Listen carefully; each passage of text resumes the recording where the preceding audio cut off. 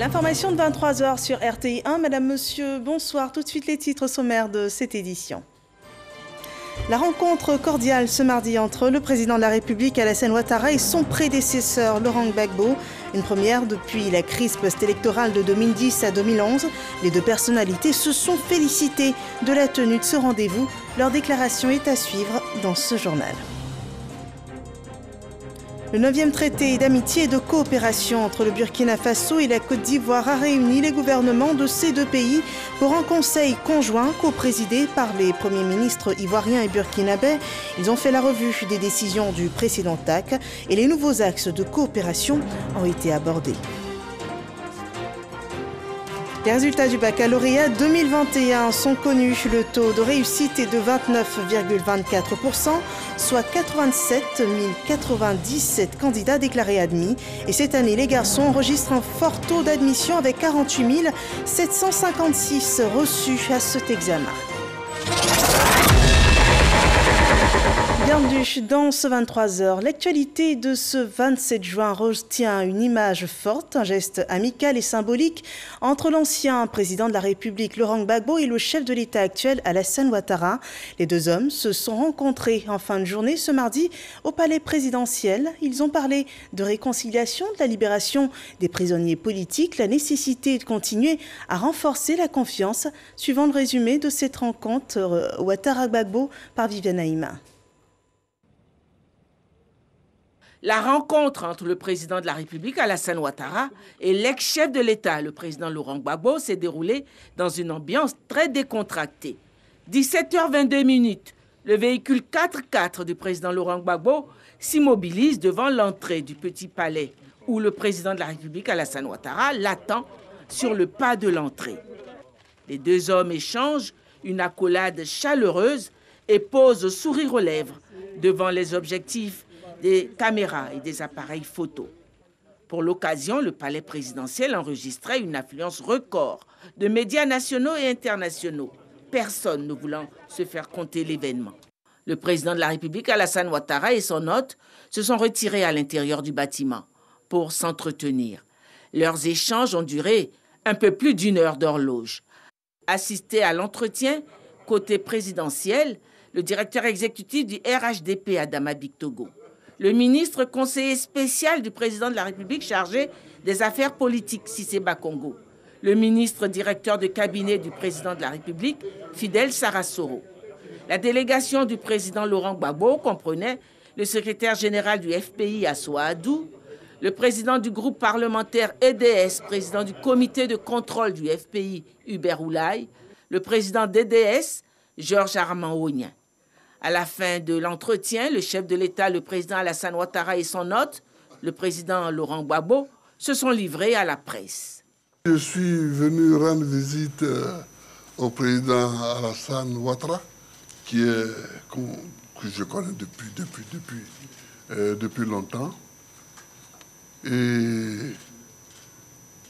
on a parlé fraternellement, amicalement. Et je suis très heureux de cette discussion que nous avons eue. Je suis très heureux parce qu'elle était très détendue et je suis fier de ça.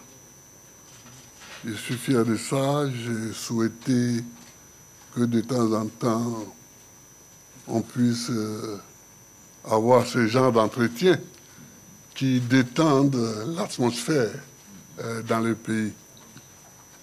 En ce qui me concerne, j'ai surtout parlé avec le président, j'ai insisté sur les prisonniers qui ont été arrêtés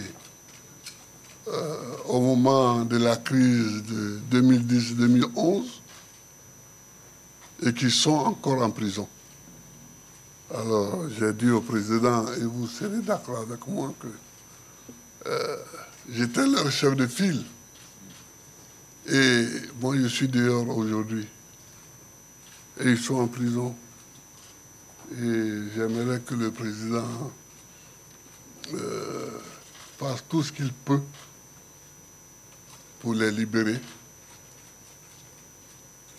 Et le président a les moyens, mais c'est lui qui juge l'opportunité et des moyens et des moments pour ces libérations. Donc, j'ai insisté sur ça. À part ça, on a parlé de la Côte d'Ivoire qui doit aller de l'avant, qui doit marcher, qui doit se parler, qui doit discuter, n'est-ce pas, Alassane? Bien sûr. Voilà. Ouais. Enfin, excusez-moi, n'est-ce pas, Monsieur le Président? Voilà. Donc, je te laisse la parole. D'accord. Voilà. Ben, écoute, mon cher Laurent, merci beaucoup. Merci d'être venu pour cette rencontre, que tout le monde demandait d'ailleurs. Mais les gens ne savent pas que nous nous sommes parlé, que nous sommes des amis depuis des décennies, ce qui ne nous rend pas jeunes. Hein, toi et moi. Par conséquent, les calendriers et les opportunités nous ont amenés donc à avoir cette rencontre aujourd'hui. Moi, je dois dire que j'en suis ravi. Et je crois que c'est surtout le peuple de Côte d'Ivoire qui attendait cela avec beaucoup d'impatience. Maintenant, c'est chose faite. Et je voudrais que nous puissions nous féliciter d'avoir eu cette rencontre qui a été cordiale et fraternelle. Parce que Laurent est mon jeune frère, est mon ami. Bien sûr, il y a eu cette crise qui a créé des divergences, mais cela est derrière nous. Ce qui importe, c'est la Côte d'Ivoire, c'est la paix pour notre pays. C'est, comme dit Laurent, pour nous avancer, aller de l'avant, pour bien sûr nous-mêmes, pour les prochaines générations. Je voudrais réitérer mes condoléances à mon frère pour le décès de la maman, Gado Marguerite, et d'Abdourahmane Sangaré. Tous les deux sont partis alors qu'il était absent du territoire.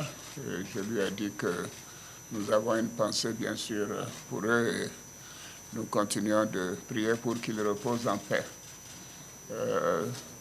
Une maman, c'est très important pour nous tous. Et quand j'ai perdu ma mère, alors que moi j'étais en exil, Laurent Gbagbo a facilité mon retour pour que je puisse participer et prendre en charge les funérailles. Donc c'est quelque chose que je ne peux pas oublier.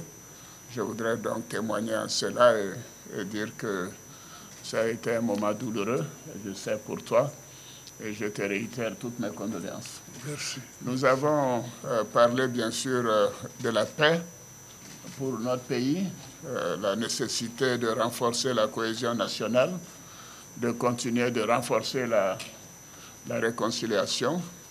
Nous sommes convenus aussi de nous revoir de temps en temps, certainement après donc, le mois d'août, pour continuer ces entretiens et associer le moment venu d'autres personnes à ces entretiens.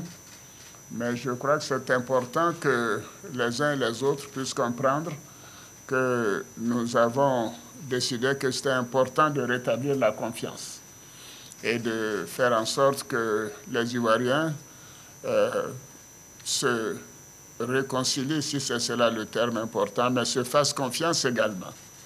Ces événements ont été douloureux, il y a eu trop de morts et nous devons avoir cela derrière nous et travailler sur l'avenir, sur la cohésion, sur la réconciliation. Nous avons un beau pays et nous sommes mis d'accord que nous continuerons de travailler ensemble et de faire en sorte que la Côte d'Ivoire continue de progresser, d'aller de l'avant. Laurent, je te remercie. Je te remercie et donc je te dis à très bientôt. À très bientôt. À très bientôt. Nous aurons l'occasion de nous revoir après la fête nationale. Merci. Merci beaucoup. Merci. Merci. Rencontre amicale et fraternelle qui vient apporter un nouveau souffle à la réconciliation des cœurs en Côte d'Ivoire. Voilà des déclarations qui montrent bien qu'il n'y a pas de désunion en politique. Voilà une belle leçon. Une autre activité du palais présidentiel ce mardi, le chef de l'État s'est entretenu avec le Premier ministre du Burkina Faso, Christophe Joseph-Marie Dabiré. Les échanges ont porté sur l'état d'avancement des travaux du TAC Côte d'Ivoire-Burkina Faso. Il s'agissait également des questions sécuritaires, notamment la lutte contre le terrorisme, la lutte contre la pandémie de Covid-19 et la réouverture des frontières terrestres entre les deux pays. Viviane Aïma.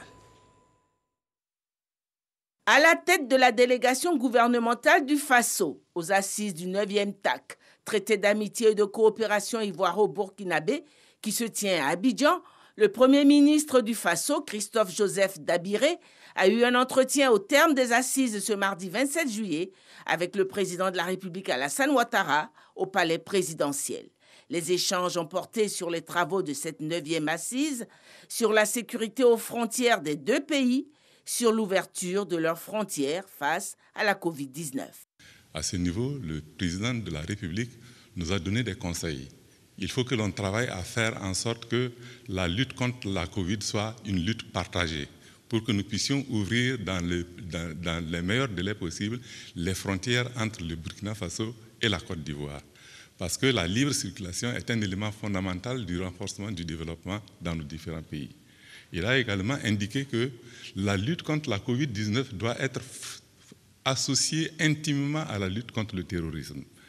Parce qu'il faut que l'on s'organise pour que ces deux luttes-là soient une lutte commune, de manière à ce que la traversée des frontières soit sécurisée tant du point de vue sanitaire, mais également du point de vue de la sécurité des personnes et des biens. C'est ainsi que nous allons rétablir la stabilité dans nos États, c'est ainsi qu'on va rétablir la paix et la sécurité de manière à ce que le développement puisse repartir. Participaient à cette audience le Premier ministre ivoirien Patrick Achi et le ministre ivoirien de la Défense Téné Birahima Ouattara. Ces perspectives annoncées pour le renforcement des relations ivoiro-burkinabè, c'est un ensemble de sujets qui a également été abordé au cours du Conseil conjoint de gouvernement qui s'est tenu sous la coprésidence des premiers ministres ivoiriens et burkinabè, une réunion conjointe dans le cadre de la 9e conférence au sommet du traité d'amitié et de coopération. On fait le point avec Alexis Ouetraogo. Le Conseil conjoint de gouvernement referme ses portes. Les parties ont procédé à l'examen de 13 projets d'accord, dont 2 finalisés, 7 en cours de négociation et 4 qui ont été initiés lors du TAC 9. Éducation, culture, diplomatie, grands travaux, notamment l'autoroute Yamoussoukro-Ouagadougou-Kaya, approvisionnement en électricité ou encore facilitation de la circulation des produits. Autant de sujets abordés. Nous échangeons régulièrement le savoir-faire, les bonnes pratiques et envisageons ensemble le mécanisme pour l'industrie des arts et du spectacle. Il y a un dynamisme qui va être plus amplifié avec les accords signés ensemble et qui va permettre un échange, en tout cas, non seulement sur le plan artistique, mais également sur le plan culturel, parce que nous avons des valeurs communes. Un accord portant sur la facilité de circulation des produits locaux et de l'approvisionnement de nos marchés. Faire en sorte que nous puissions avoir des joint ventures entre des entreprises privées de Côte d'Ivoire et du Burkina Faso pour faire donc des géants qui sont à même donc d'apporter des réponses structurelles aux questions de développement industriel, mais aussi aux questions donc de prospérité économique et sociale de nos pays.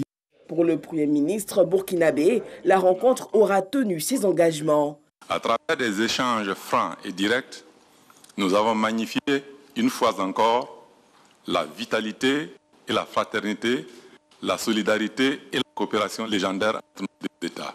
Prochaine étape, la rencontre au sommet des chefs d'État qui devrait finaliser l'ensemble des travaux. Nous avons grandement avancé dans le traitement de l'ensemble des dossiers, notamment les nouveaux dossiers et les dossiers spécifiques. Cela nous a permis de dresser, pour décision de nos chefs d'État, une liste de recommandations qu'ils examineront lors de leur prochaine rencontre au sommet. Il s'agit notamment de la poursuite de l'approvisionnement en électricité en hydrocarbures du Burkina Faso, de la facilitation de la circulation des produits locaux et l'approvisionnement des marchés, de l'approfondissement des conditions de réouverture des frontières entre les ministres en charge de la santé, des transports et de la sécurité, le renforcement de la coopération en matière de lutte contre la traite transfrontalière des enfants, dans le cadre d'une stratégie de législation harmonisée et le renforcement de la synergie de la lutte contre le terrorisme. La délégation burkinabé a quitté Abidjan ce soir. Voilà une réunion pour redéfinir les axes de collaboration entre le Burkina Faso et la Côte d'Ivoire. Mais avant, il s'agissait d'aborder des perspectives de renforcement de coopération. Les gouvernements unis ont fait le point des décisions et recommandations issues de la précédente édition du TAC. Alexis Ouedraogo.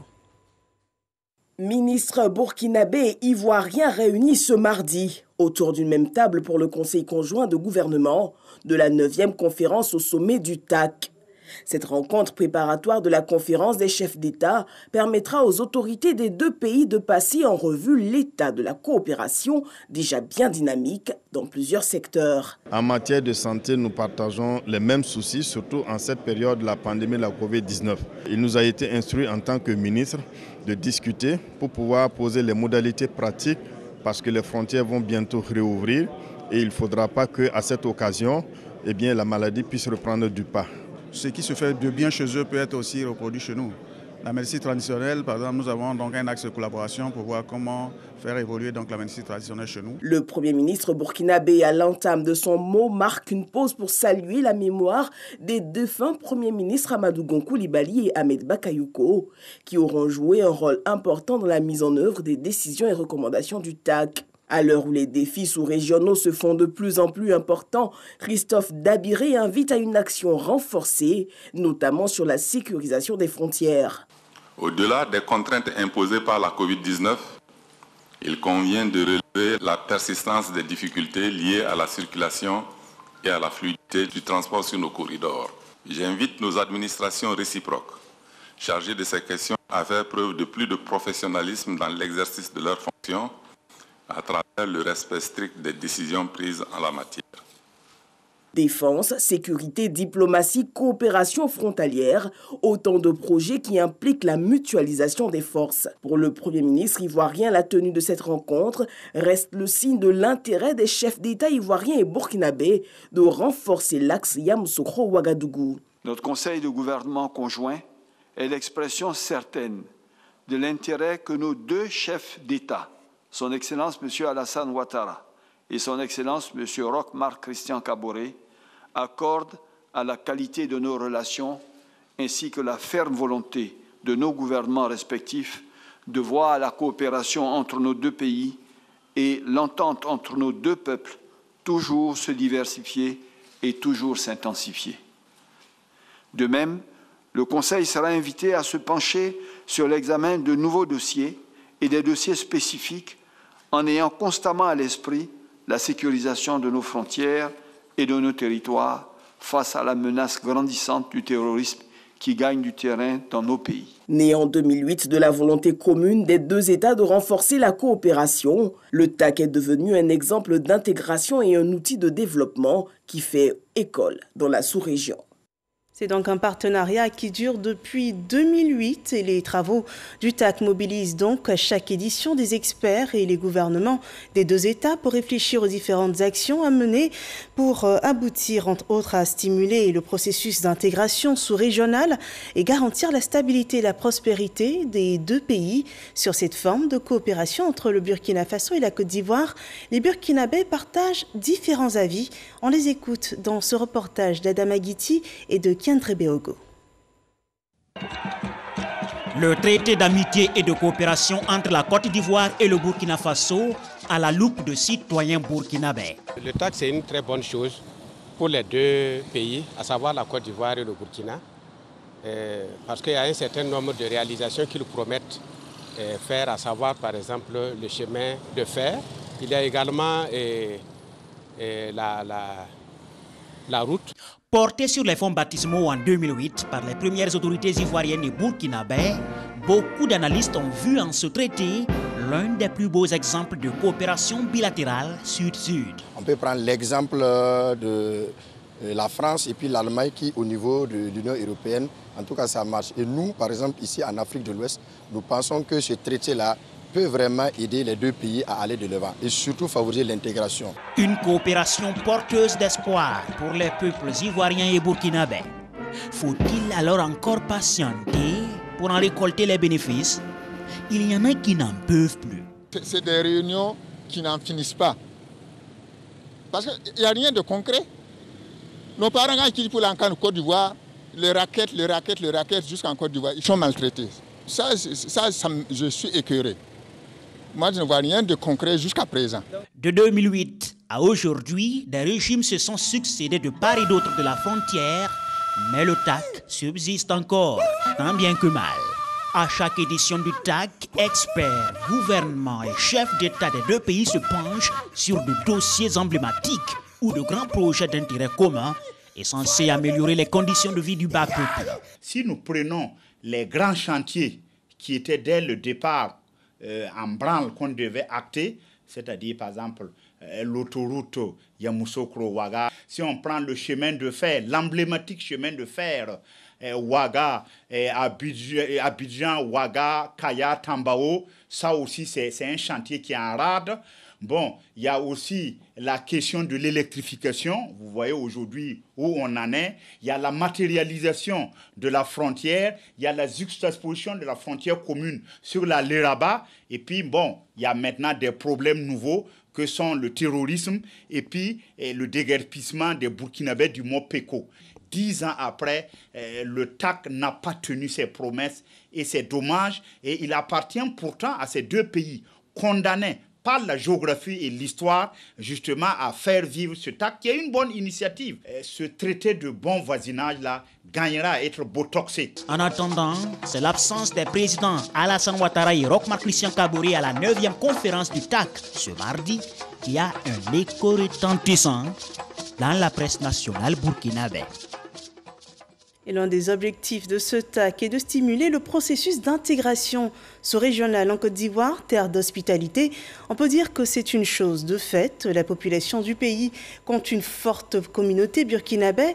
Une zone en particulier est appréciée par nos frères du Faso. C'est au sud-ouest de la Côte d'Ivoire, dans la région de la Nawa. Ils sont des milliers à y vivre depuis des décennies et ont même contribué à améliorer les performances agricoles de cette région. Mahama Traoré a rencontré ces Burkinabés de la Nawa. Voici le témoignage de leur vie en terre ivoirienne. Méagui, département de la région de la Nawa, connu pour être le nouveau fleuron de la cacaoculture ivoirienne. En témoignent ces nombreux champs de cacao qui entourent la ville. À l'origine de ce succès agricole, la forte implication des migrants burkinabés, elle date de plusieurs décennies. Après l'exploitation forestière, les Blancs, ils voulaient partir. Beaucoup de leurs travailleurs étaient des Burkinabés. Donc certains, après les travaux avec les Blancs, ont préféré rester ici. Ont sollicité des terres. Le père de Moussa est de cette génération. À son décès, Moussa a dû arrêter ses études pour s'occuper de l'exploitation familiale. 10 hectares de cacaoyers qui produisent en moyenne 5 tonnes de fèves par an lors de la grande saison. Une activité prospère qui a permis à Moussa de lancer d'autres affaires. On a une boutique et puis on a un tout petit magasin aussi de portable. On se débrouille un peu. Le cacao nourrit son homme. Mais avec l'école qu'on a fait un peu, on voit que si on diversifie un peu de côté, si on focalise seulement sur le cacao, bon, souvent c'est insuffisant, quoi. Dans les années 80, le cacao a aussi attiré les parents d'Aruna à Méagui. Aruna Savadogo est aujourd'hui propriétaire de 86 hectares de plantations et même d'une coopérative qu'il a créée en 2007. On gérait beaucoup de choses, on vendait le cacao comme ça, mais il n'y a pas de retour. On ne peut rien faire. C'est à cause de ça qu'on a créé une coopérative pour permettre les parents producteurs pour faire dépôt-vente. En l'air que j'étais pas là, j'ai presque 400 tonnes qui est en dépôt-vente. Selon la représentation du Conseil supérieur des Burkinabés de l'extérieur, plus de 2 millions de ressortissants vivent dans la région de la Nawa. La moitié exerce dans la filière cacao. Certains ont choisi le commerce. C'est le cas de cet importateur de pièces détachées qui a pourtant commencé comme réparateur de motos dans les années 80. Quand je venais ici même, j'étais en location. Mais j'ai fait du cas, j'ai construit chez moi, j'ai construit pour moi. J'ai construit presque 3 à 4 cours à Méagui Bon, j'ai construit à Abidjan, j'ai construit à San Pedro, bon, on ne parle pas de Soubré. Donc je peux dire merci, grâce à Bakoué, grâce aux Ivoiriens, vraiment je vis bien. À Soubré, capitale de la région de la Nawa, on retrouve également une forte communauté burkinabé. Natif de Pricro, Mamadou s'est installé dans cette ville comme libraire avant de se lancer dans la vente de mobilier et plus tard dans l'imprimerie. Lorsque le cacao marche, tout marche. Les coopératives, les commerçants, tout le monde a besoin de paperasse. Ils impriment des carnets, des reçus, des bordereaux, des factures, voilà. Donc c'est vrai, c'est lié. Quand il y a la traite, l'imprimerie aussi bouge. Mamadou révèle même que ses compatriotes continuent toujours d'affluer vers la Nawa pour son attrait économique. Ceux qui venaient avant comme manœuvre métaillère agricole, aujourd'hui ils sont, je ne dis pas que ça n'existe plus, mais ils sont devenus très rares. Ceux qui viennent maintenant, souvent c'est des commerçants établis déjà, qui viennent ouvrir des magasins ici pour leurs proches. Si la région de la Nawa est devenue aujourd'hui un Eldorado pour la communauté burkinabé vivant en Côte d'Ivoire, c'est le fruit d'une intégration réussie. Dans le village de Bakoué, s'il y a une réunion là, c'est nous qui faisons ensemble. S'ils demandent les conseils, je connais. Il n'y a pas de palabre même. Même si entre nous là, celui qui n'a pas raison, on dit toi tu n'as pas raison, il faut demander pardon à l'autre, puis c'est fini. Les Burkinabés ont toujours eu le respect qu'ils ont eu pour les Bakoué. Ils ont eu beaucoup d'argent, ils ont leurs fils qui sont les plus grands opérateurs économiques du département, mais le respect demeure. Ces dernières années, le phénomène du travail des enfants a connu une montée en puissance dans la région de la Nawa. Bon nombre des enfants exploités et leurs bourreaux sont de nationalité burkinabé. Tout comme les autorités ivoiriennes, la diaspora du Faso s'active à éradiquer ce fléau qui représente une sérieuse menace pour l'économie cacaoyère. Pour nous faciliter la tâche, c'est l'État ivoirien à la frontière. Pour fortifier le contrôle, pour vraiment revoir comment faire pour nous aider, même que les enfants restent en famille au Burkina. Un enfant qui va venir du Burkina en Côte d'Ivoire, il faut vraiment les documents nécessaires, il faut les preuves qui prouvent que vraiment il vient en famille, celui qui l'accompagne, il est de la famille ou bien il est apte, les documents nécessaires pour amener l'enfant à bon port. Là, comme ça, vraiment, ça nous arrange. Tout le souhait des Burkinabés installés dans la Nawa est de voir les gouvernements des deux pays décider de la réouverture des frontières terrestres communes fermées en raison de la crise sanitaire. Et à l'image de ces Burkinabés de la Nawa, des Ivoiriens sont tout aussi bien intégrés au Burkina Faso. Si d'autres y sont pour des raisons économiques, pour certains, c'est l'amour qui a mené leur pas au pays des hommes intègres. Je vous propose de suivre cette belle histoire d'un couple ivoiro-burkinabé. Akissi Viviane Ngoran, épouse Sawadogo, a rencontré son époux en Côte d'Ivoire dans les années 70 et depuis 50 ans, ils vivent au Burkina Faso.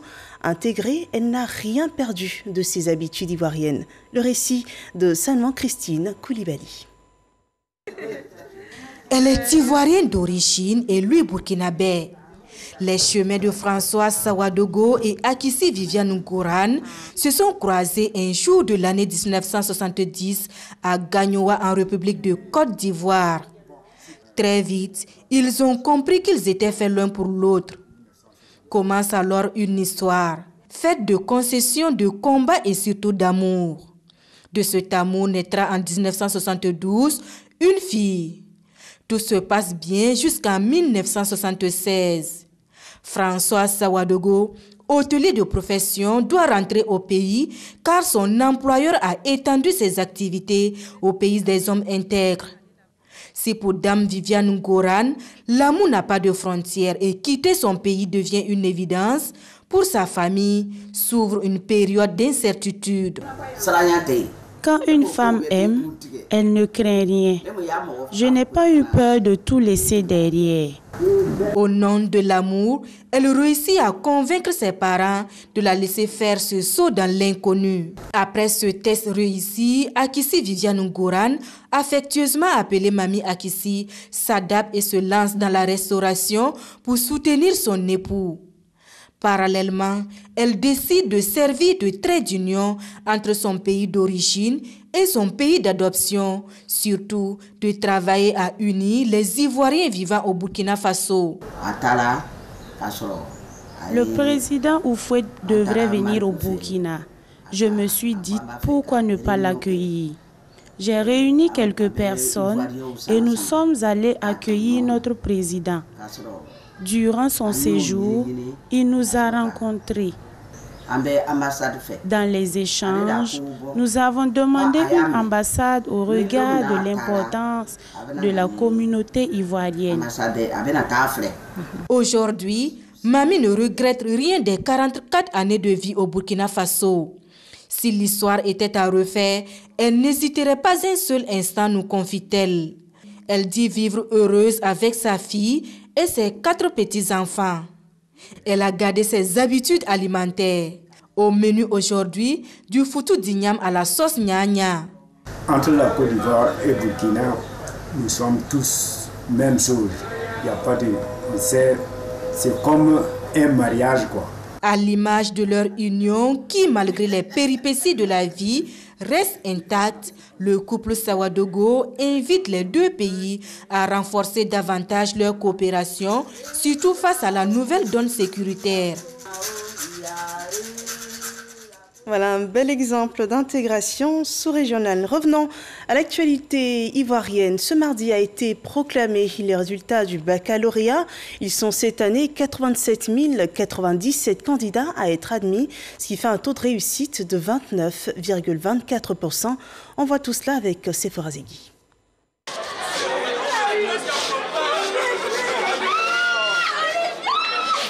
C'est un moment qui vient clôturer des années de scolarité, les résultats du baccalauréat. Mariam Nimaga Dosso, la directrice des examens et concours, c'est elle qui vient décider du sort des 297 840 candidats qui ont pris part à cette session 2021.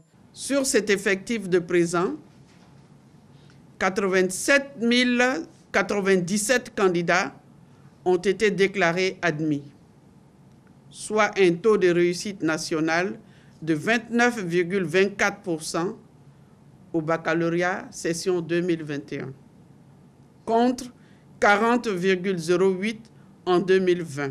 Un taux national de réussite en baisse de 10,84 points par rapport à la session précédente. Cette année, les garçons ont obtenu de meilleurs résultats que les filles. Chez les garçons, on enregistre 29,61% de réussite contre 28,79% chez les filles. Les candidats verront leurs photos affichées sur les relevés de notes, histoire de limiter la fraude.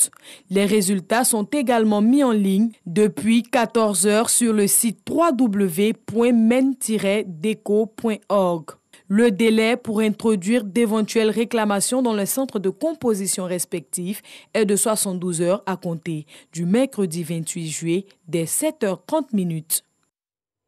Et la culture ivoirienne a passé un cap. L'UNESCO a inscrit de nouveaux sites de la culture ivoirienne sur la liste du patrimoine mondial. Il s'agit des mosquées de type soudanais appelées mosquées Samori Touré, des vestiges historiques situés au nord de la Côte d'Ivoire. Serge Coléa. Les mosquées de type soudanais font désormais partie du riche et sélectif répertoire des biens labellisés UNESCO. L'inscription de ces édifices religieux, 8 au total, a été validée ce mardi 27 juillet à Fanzhou en Chine. La 44e réunion du Comité du patrimoine mondial classe ainsi ces trésors centenaires au rang de biens universels. Nous félicitons l'État de Côte d'Ivoire pour cette nouvelle proposition. Nous enregistrons le deuxième bien culturel qui a une spécificité dans la sous-région. Pour nous, c'est une plus-value. Ça fait cette diversité que nous avons toujours voulu. Depuis plusieurs années, les experts du ministère de la Culture, de l'Industrie des Arts et du Spectacle ont préparé le dossier. Le résultat est tout simplement une victoire pour la Côte d'Ivoire et pour tous les acteurs. C'est le résultat d'un long travail qui a commencé dès 2015. Ces mosquées de type soudanais ont plus de 100 ans. Ce sont des œuvres d'art et d'histoire. Et en tant que tels, ces éléments participent bel et bien à ce qu'on appelle l'industrie touristique. Après la ville historique de Grand-Bassam en 2012, la Côte d'Ivoire s'illustre une fois de plus avec les mosquées de type soudanais, 8 au total, construites au nord du pays. Elles ont été jugées d'intérêt exceptionnel et considérées comme héritage commun de l'humanité. Voyons à présent les chiffres Covid de ce mardi.